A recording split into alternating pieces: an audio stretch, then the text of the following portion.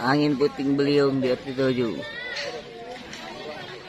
Setelah peristiwa angin kencang yang terjadi di Kelurahan Karanghaya, Muratara, Sumatera Selatan pada 31 Januari 2022 lalu, Pemkab setempat sudah melakukan penanganan dan pendataan warga yang terdampak.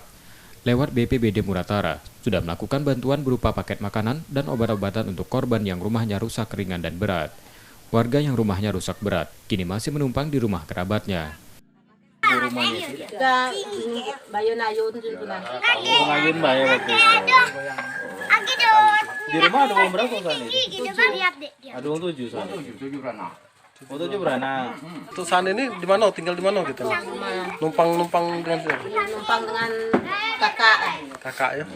Data kerusakan akibat peristiwa itu, ada 35 unit rumah rusak yang 2 diantaranya rusak berat. Kalau dampaknya lebih kurang 35 rumah kan. Nah kalau yang rusak berat misalkan 2 rumah lah. Ada 2 rumah ini. Ya, robot total ini kan 1 rumah kan itu. Ini bantuan dari kecamatan lah khususnya kan ya. Lah ngalir lah pokoknya. Lado. Dari sosial juga lah ado. Kewaspadaan masih perlu ditingkatkan, menyusul masih sering terjadi cuaca ekstrim di beberapa wilayah di Sumatera Selatan. Sukma Aldino, Kompas TV, Muratara, Sumatera Selatan.